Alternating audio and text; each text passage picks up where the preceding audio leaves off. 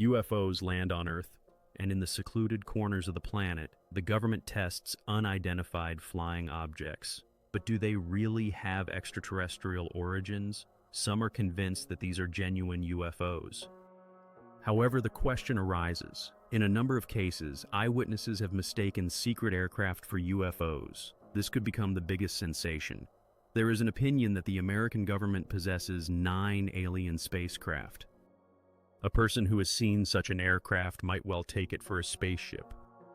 Will we be able to unravel the mystery of interstellar travel by testing these aircraft in flight? A deep rumble resonates in the sky, a pulsating sound as if the heavens are cracking open.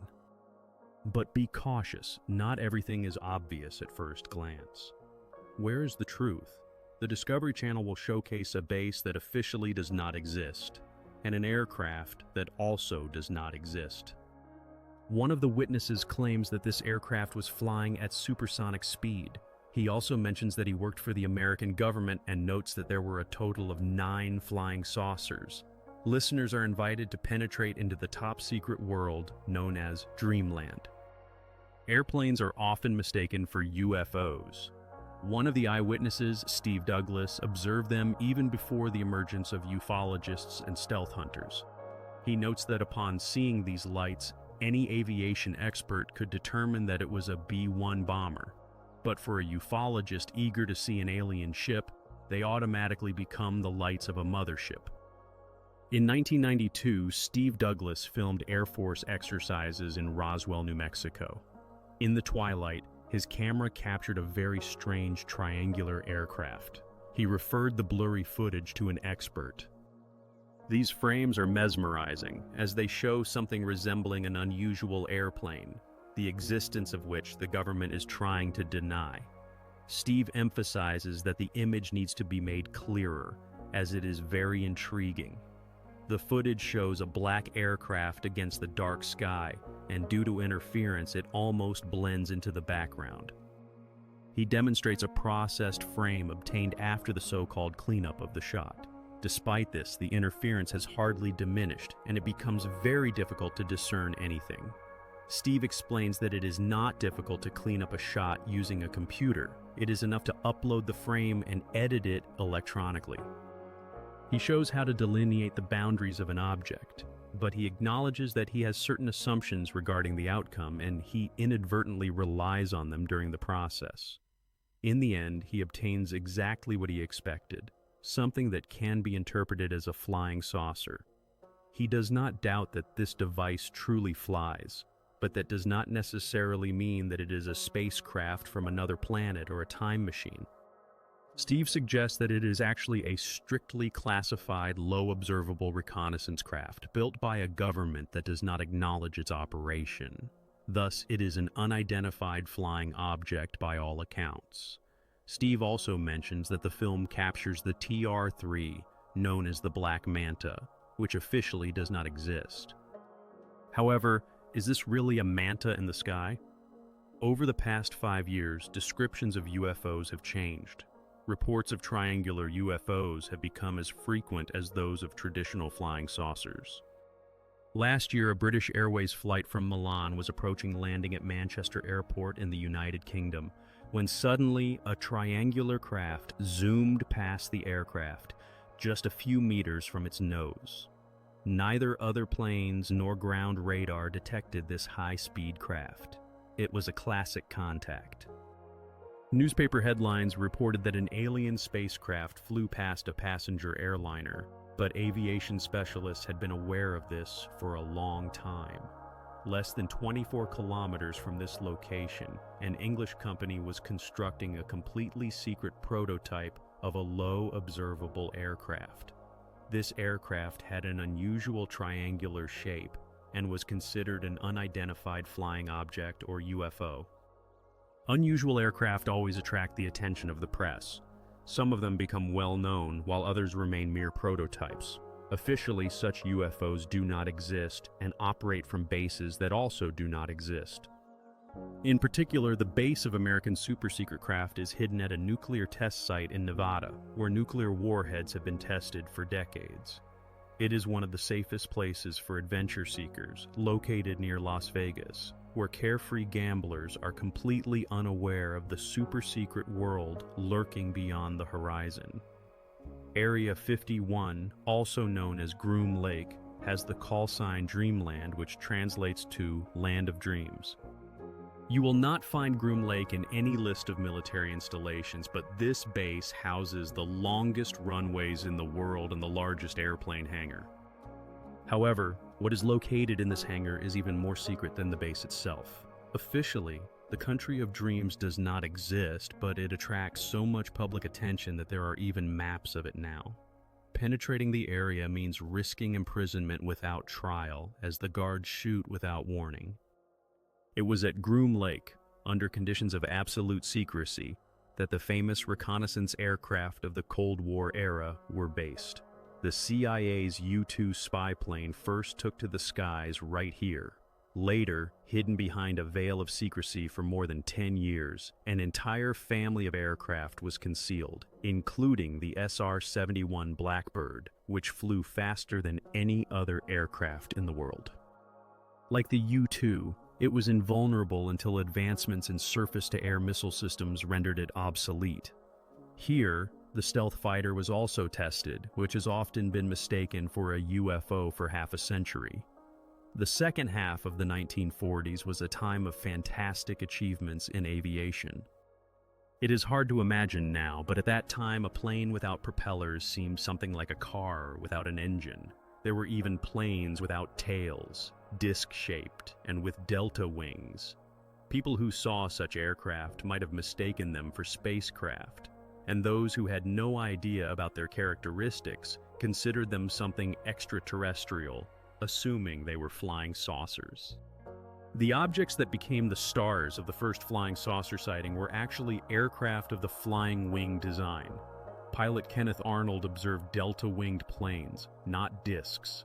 After he spotted these objects and landed, Kenneth Arnold spoke with other pilots, and they speculated that it was either an American secret project or some kind of missile or a Soviet aircraft. However, later these objects came to be considered alien ships, as their speed and maneuverability seemed unattainable using earthly materials, and humans could not withstand such G-forces. The United States government did indeed make an attempt to build a flying saucer. Avril Carr seemed to be the most advanced lawnmower in history. The pilot had to wear a protective helmet to prevent grass clippings from flying into his face.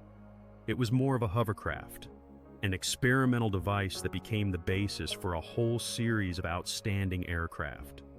At Lockheed Skunk Works, California, generations of top-secret aircraft were built. Today, the parking lot at the facility is still overcrowded despite the fact that official work is nearly complete. However, experts believe that the current projects are insufficient to explain such activity. The production of the Blackbird reconnaissance aircraft has long been discontinued, and the development of the stealth fighter is almost finished. This clearly cannot be the only explanation for the work that continues behind closed doors.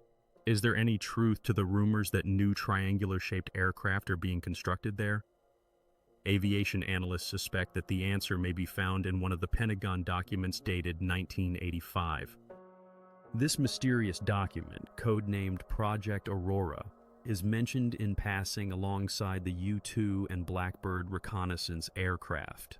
Since then, there has been no official mention of it, and it is considered non-existent. The project first came to light when air traffic controllers on the West Coast were warned about high-speed objects that might appear on radar screens.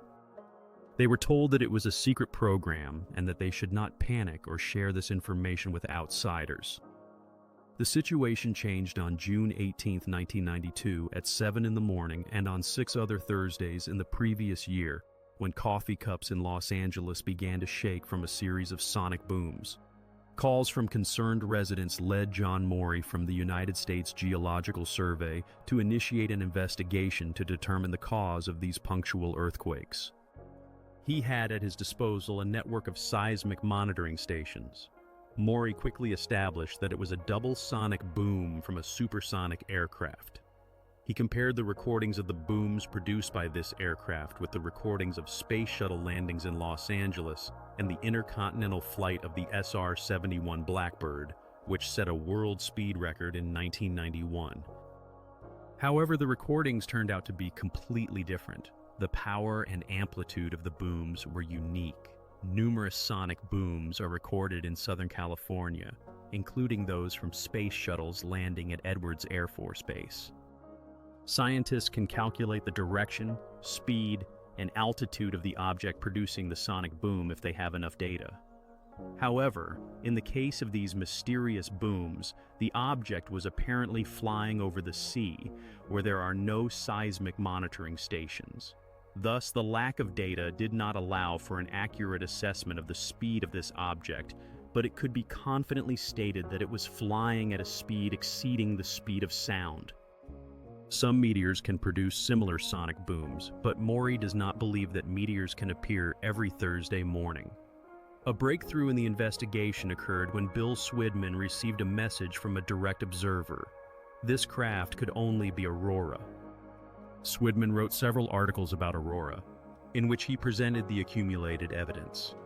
One of the sources of information was Chris Gibson, one of the best military observers in the world, and a member of the British Royal Corps of Observers. In 1989, when he was working on an oil rig in the North Sea, a colleague called him outside. Gibson describes, "I saw a group of 4 aircraft. The lead was a KC-135 Stratotanker. To its left were 2 F-111 fighter bombers. And trailing behind the Stratotanker was a black triangular craft without wings and tail. It was a perfect triangle, unlike anything I had ever seen before." Gibson notes that this is unusual in itself, as he had undergone special training in the Royal Corps of Observers. "If I did not know what kind of aircraft it was, then it was not in any reference book," he adds. The unusual shape and sonic booms told Bill Swidman a great deal. Imagining the appearance of an aircraft capable of flying at hypersonic speeds, that is, 5, 6, or more times the speed of sound, it becomes evident that certain design solutions are absolutely necessary. First of all, the wing must have a high sweep angle. Otherwise, serious problems with air resistance and aerodynamic heating arise. The narrow fuselage must accommodate fuel reserves, engines, and crew. The optimal way to achieve this goal is to combine the wing and fuselage, resulting in a characteristic triangular integrated shape, similar to what Chris observed. Thus, as a result of these observations, the first photographs were taken in Amarillo, Texas, where the instrument control post of the United States Military Department is located. This occurred on the 23rd of March, 1992. The witness of the events recalls, "I was here in my office when the house was shaken by a strong sonic boom. I have heard sonic booms many times and could not confuse them with anything else. But that sound continued. It was a deep tremor that you feel with your entire body. The window panes were shaking, and it was then that I saw the airplane flying over the house at an incredible speed." He grabbed the camera, fully aware that he was witnessing something unusual, especially judging by the contrail. "It was the most unusual thing. None of the known airplanes leave such a trail." He described the trail as if donuts were strung on a rope, and the sound of the engine was unique. "It is a very deep rumble, a pulsating roar, as if the heavens are splitting apart with a crack. You feel it more with your body than you hear it. It is a completely special, astonishing sound. The contrail in the shape of strung donuts has been noted around the world, and these frames are being shown for the first time. They were filmed with an amateur video camera from aboard a transatlantic passenger flight. It is very hard to hide an airplane like Aurora. Such a contrail and the characteristic sound of the engine are signs of a ramjet engine with external combustion. This type of engine is absolutely necessary to achieve hypersonic speeds. According to testimony, Aurora can fly at a speed of 8,500 kilometers per hour, which corresponds to 8 times the speed of sound, and can reach any point on the globe in 3 hours at an altitude of up to 128 kilometers. Research on the Aurora project continues and is not closed. In my opinion, all the facts point to the existence of a hypersonic aircraft program. Nevertheless, as with all black projects, the existence of Aurora is still officially denied. Despite this, anyone can fly alongside it in a computer game. The story transitions to the second part, where it discusses that the test ranges for Aurora are located in Dreamland Groom Lake, in the Area 51 nuclear test site in Nevada. Rumors circulate that something even more secretive is being tested in Area 51, a captured alien spacecraft. It is in Dreamland that all those who believe the government is hiding the fact of contact with extraterrestrials focus their attention. This could become the biggest sensation in history. From a remote mountain peak, one person is observing Dreamland. I am here, on the peak of Tikaboo, 40 kilometers east of the base. The mountain is approximately 2.5 kilometers high, and this is the last place of public oversight over this government facility. I am here because I believe it is necessary to do this, as someone must keep an eye on those who design new types of aircraft. He continues, "Everyone wants to see the base that does not exist, and I am no exception." The fact that it is right in plain sight is a personal challenge for me. I want to know what is happening there. Here, you feel like Sherlock Holmes. There are all sorts of clues, but how do you piece them together? The base itself is right there. It is no different from the others. It resembles a psychological test with ink blots. People react to this ambiguous image according to their worldview. Some perceive it as symbols of conspiracies, believing that a world government is hidden at the secret base. Others think that lost children from all over the world are brought here. Some see only black projects, while others are convinced that aliens are here, making contact with our government. There are also those who send them messages, and all of this is in the same spirit. Stories about UFOs are as diverse as the people who come here. This belief is based on the claims of one person who asserts that there were 9 flying saucers or discs in total. In Rachel, Nevada, with a population of just over 1,000 people, locals have observed numerous strange objects over the Dreamland Mountains. Here, on our planet, there are indeed craft shaped like saucers. One witness shares his experience. "I have seen many strange objects, just chains of lights, dancing lights. They come together and suddenly disappear." He is convinced that flying saucers or extraterrestrial craft may visit Earth. I am sure that aliens must have visited Earth. Some of them may have extraterrestrial origins from another planetary system, from another star. This is something from deep space. I think it is quite possible. Somewhere underground they must have a base. There is too much advanced technology that cannot be explained. Perhaps we are dealing with a transition between dimensions. Of course, the government knows all about this. We are not alone in the universe. Besides Groom Lake, there are also Pappas Lake and Zone C4, which are also considered likely bases for flying saucers. Bob Lazar, a former engineer who worked at the National Laboratory in Los Alamos, claims that he was flown from Las Vegas to Groom Lake, then put on a bus and taken to Zone C4. We drove inside, the hangar door opened, and there was a flying saucer.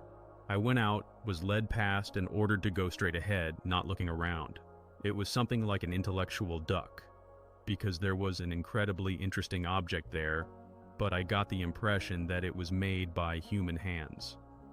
Lazar recalls, "I even laughed to myself that this explains all those ridiculous cases of UFO sightings.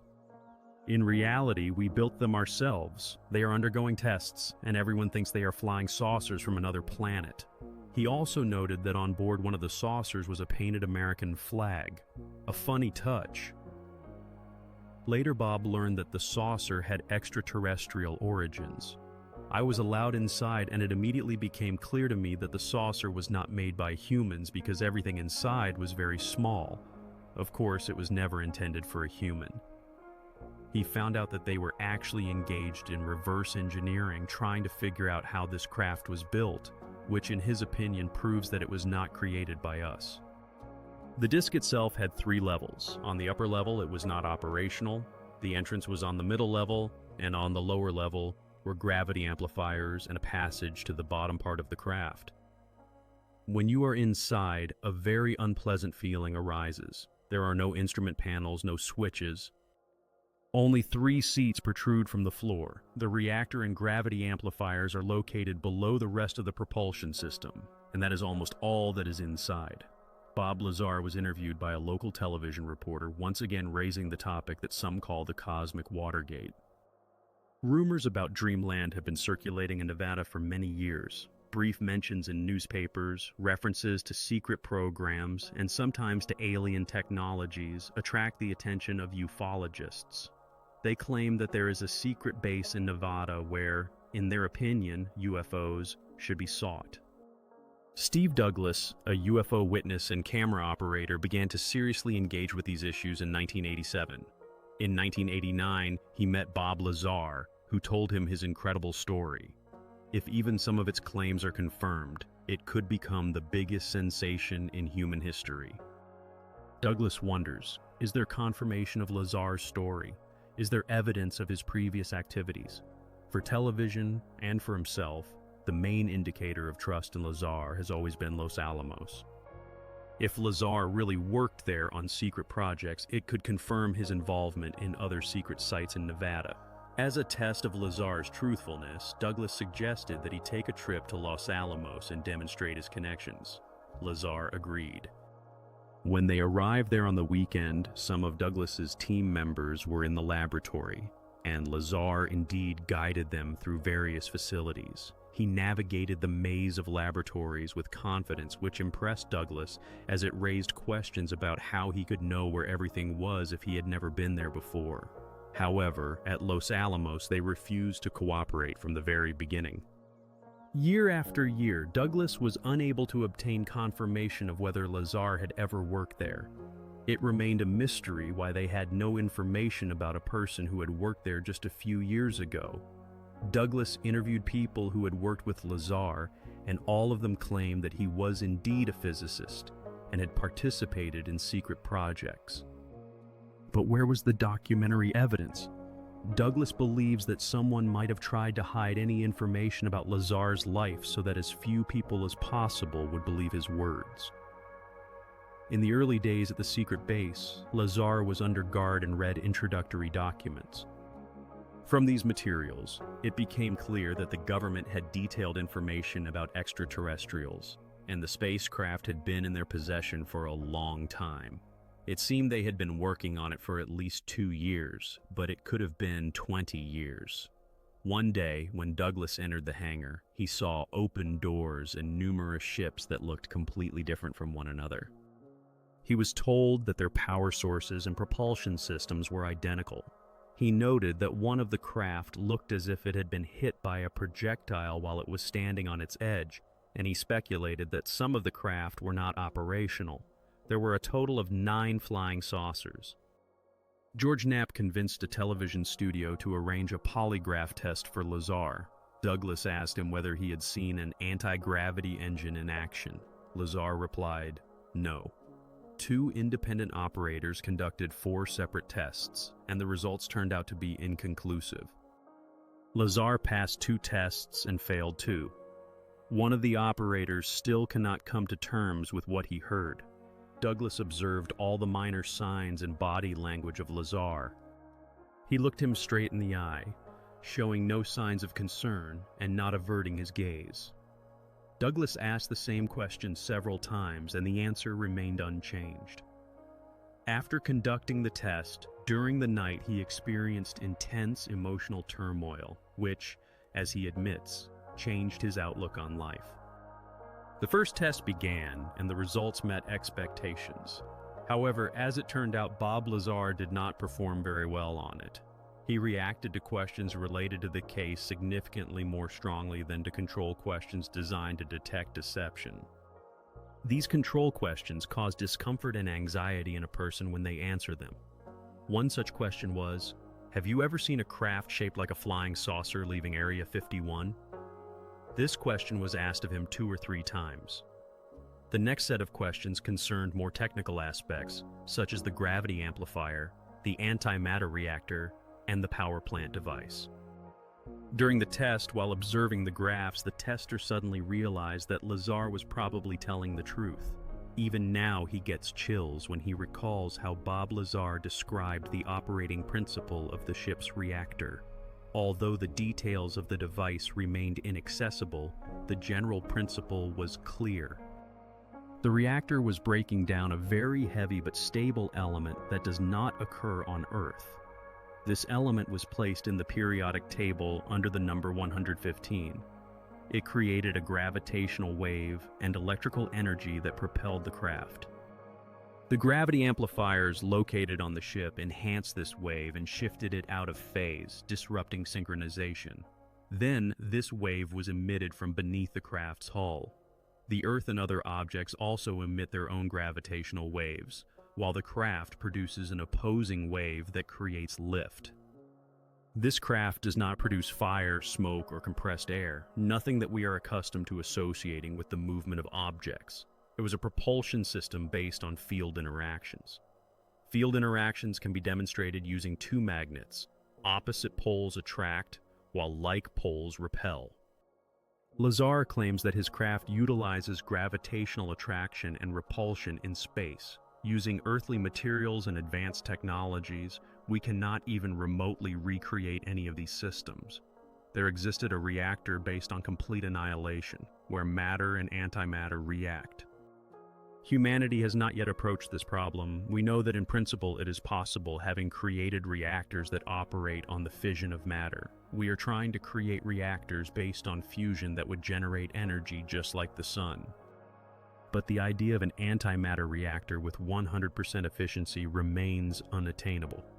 And here it is before us. Not just a functioning model, but a genuine specimen that one person can lift and at the same time produces more energy than an entire nuclear power station. This technology not only surpasses ours, it is something incredible. Did Bob Lazar work at Area 51? We have no direct evidence. Is he a certified scientist? Is what he claims in his interviews true? The lie detector tests turned out to be inconclusive. Meanwhile, an investigation conducted by Tom Mayhout from California revealed numerous inaccuracies in Lazar's statements. However, at the beginning of his research, he found Lazar's explanations convincing.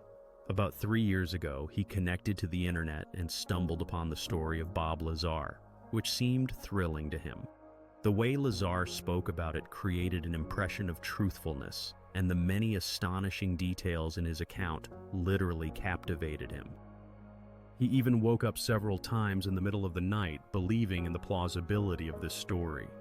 The first clue that everything began to unravel concerned Lazar's claim that he studied at the California Institute of Technology and that all mentions of him had been erased. A resident of the nearby area decided that this was his chance to try to find any trace of Bob Lazar at the college. He believed that the most reliable way to achieve this would be to review all the yearbooks of the college for 10 years. With diligence, he studied page after page in search of a photograph or mention of Lazar. Although he allowed for the possibility that someone could have deleted archival data, altering the college yearbook would be extremely difficult. However, despite all his efforts, he found nothing. This made him wonder. Perhaps Lazar was indeed a certified physicist, but for some reason did not want it to be known where he was from. As a result, suspicions arose that Lazar might have fabricated the story about his education at the California Institute of Technology. Despite this, his account continued to seem plausible. Lazar claimed to have a university education but could not document it.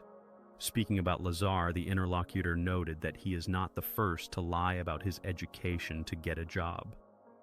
However, the only document he could provide was a certificate of completion of electronics courses. A person with such a level of education could not hold responsible positions in companies like Fairchild Industries and then at Los Alamos. The interlocutor emphasized that Lazar must have received his education somewhere, as entering his home and seeing what he does with computers, it is impossible not to notice his intelligence and education. But where could he have obtained it? He wondered if, for example, the Massachusetts Institute of Technology could have deleted its archives. Although Lazar could not name any professors or students, the interlocutor questioned whether such a well-known institution could have done this, considering that they received millions of dollars from the Department of Defense and had previously collaborated with the CIA on matters concerning flying saucers. He believed it was possible. Lazar confirmed that he was fired after a serious violation of security protocols. The interlocutor recounted that the craft he worked on was often tested in flight, mostly on Wednesdays. These crafts never went beyond the atmosphere. They were barely lifted above the mountains. He noted that they were something like a reward that had just begun to be used, and they did not want to lose them. He had a testing schedule, day and hour.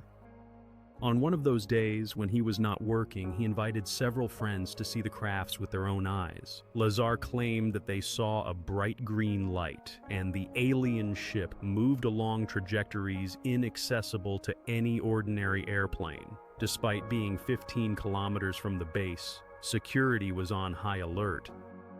At one point, relaxing, they were detained. The next day, when he was supposed to report for work, he was seized and interrogated at the Air Force Base north of Las Vegas. There was a conflict between him and the military.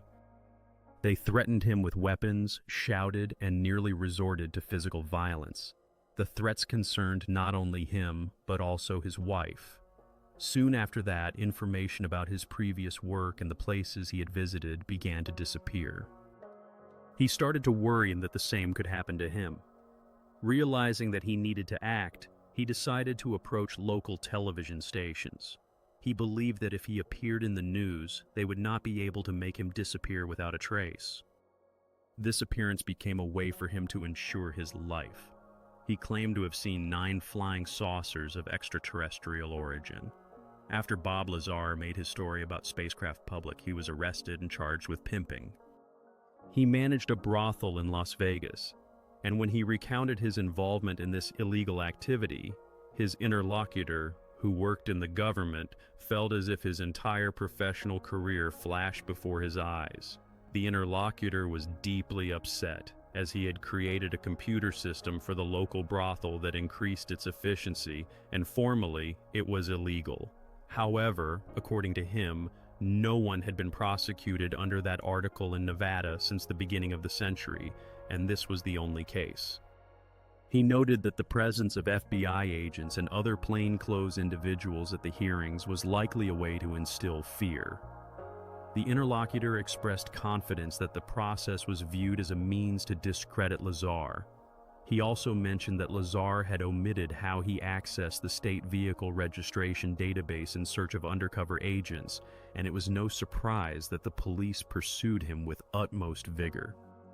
"We all know that smart people sometimes do foolish things," he remarked, adding that even if Einstein had been arrested for driving under the influence, it would not have reflected on his theory of relativity.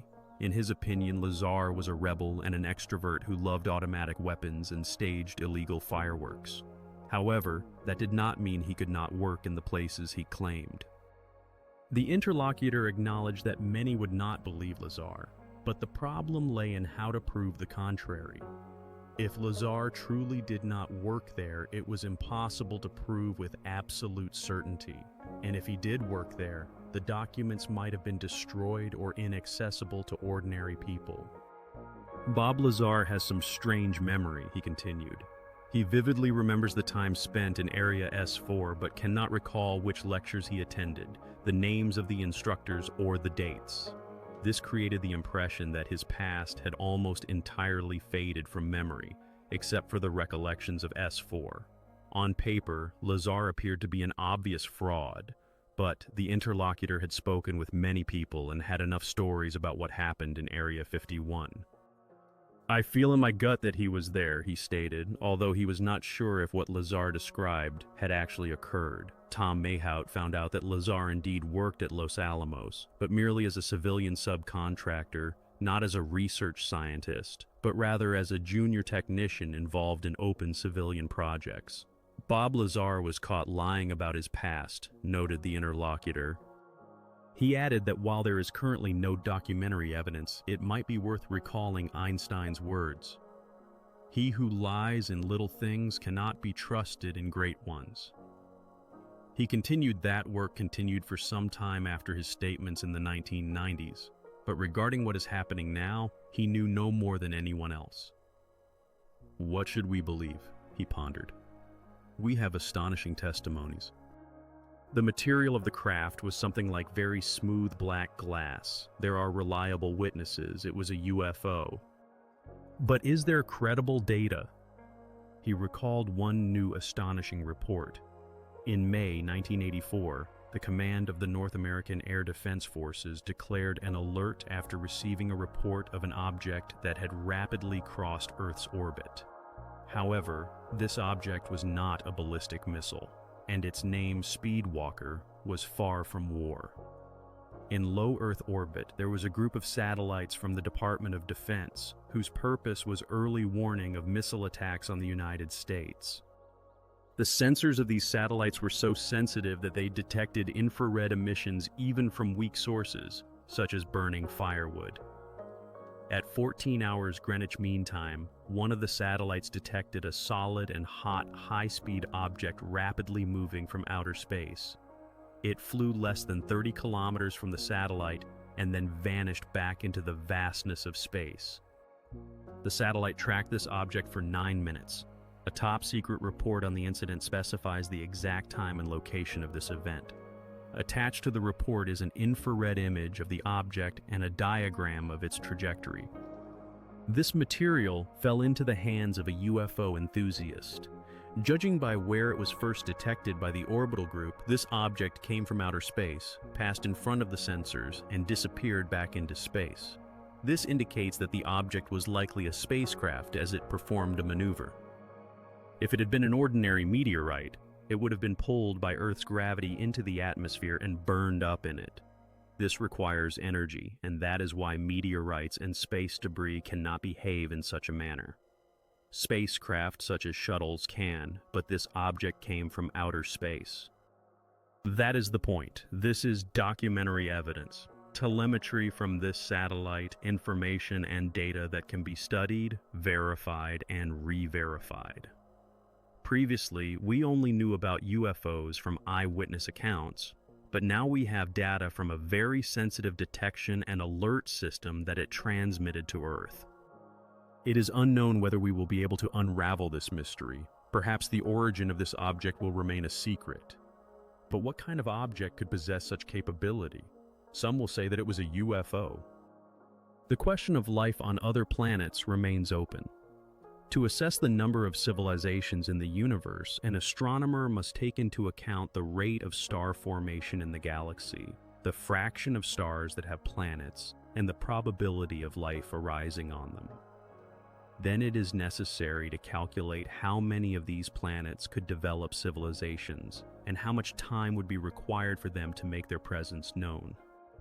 It is also important to consider that some of these civilizations may turn out to be short-lived. By multiplying all these fractions by the number of galaxies in the universe, one can arrive at 100 million. Millions of civilizations that have existed since the formation of the universe.